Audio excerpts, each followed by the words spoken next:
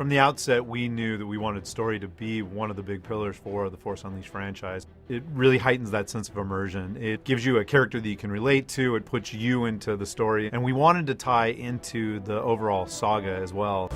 What made the first film so successful wasn't just the special effects or the fantastic setting. It really was the fact that that was the wrapper around a really compelling, mythic story. Vader is luring you back to him. Yes, I know! When The Force Unleashed released, we were very excited that the story got accolades and awards, and we really took that seriously and evolved the story for The Force Unleashed 2. The fact that George allowed us to fill the gap between Episode 3 and 4 gave us not only a challenge, but also a responsibility to the fans. So the story that fits between Episode 3 and 4 has to make sense. It is a time period that hasn't been very well defined in the past. Darth Vader is hunting down the last of the Jedi, the Rebel Alliance is really fledgling, and the Empire is really locking down control of the whole galaxy. Force Unleashed 1 ended where Secret Apprentice saved the rebellion by sacrificing himself, and we thought that was a great place to take off.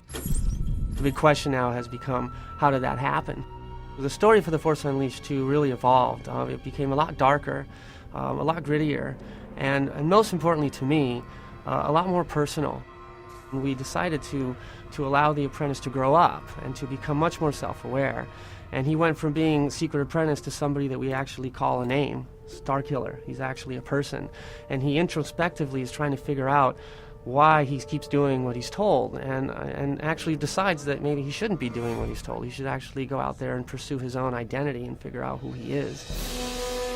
Because we start Starkiller off as allegedly a clone, and a clone who's going insane, immediately we already have a little darker tone to the story as well. So you're not really sure where he's going to end up, whether or not he's a clone, whether or not he's going insane. We've really focused on making him a little bit less about the big galactic struggle and more about this character and what his motivations are and what he's going through. You will return to me and give yourself to the dark side. Every time we do a Star Wars game, we're always trying to expand the Star Wars universe. So Force Unleashed is a great franchise because for fans of Star Wars, you're able to play it and see things that are familiar to you. You're able to see Darth Vader and learn more about him. You're able to see Princess Leia and what she's doing during this time period and see the formation of the Rebel Alliance and how the galaxy is evolving.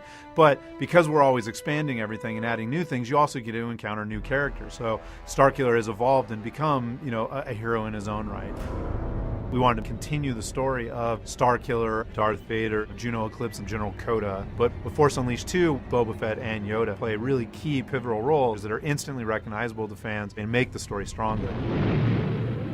What's really cool about that is that it resonates to some of the things that you might remember for The Empire Strikes Back, where, for example, Luke was trying to figure out his self-identity, and he goes to Dagobah and meets the incredible Yoda. I'm looking for someone. Looking? Found someone you have, I would say. And goes to the Cave of Evil and uses that experience to get to the other side, much more aware, at least much more aware about what his next direction needs to be. We did something very similar for The Force Unleashed 2, where Starkiller, in the hunt for his identity, ends up in Dagobah. He, of course, comes across Jedi Master Yoda. However, he doesn't know who Yoda is. Yoda is just this kind of creature that he discovers guarding what we call the Cave of Evil, this place of immense power on Dagobah, where Luke Skywalker had his vision of Darth Vader in Empire Strikes Back. Something lost. A part of yourself, perhaps. Yoda kind of helps Starkiller figure out the next steps in his journey, really encourages him to go into the Cave of Evil and have a vision of his own in order to continue on his journey and figure out where Juno Eclipse might be.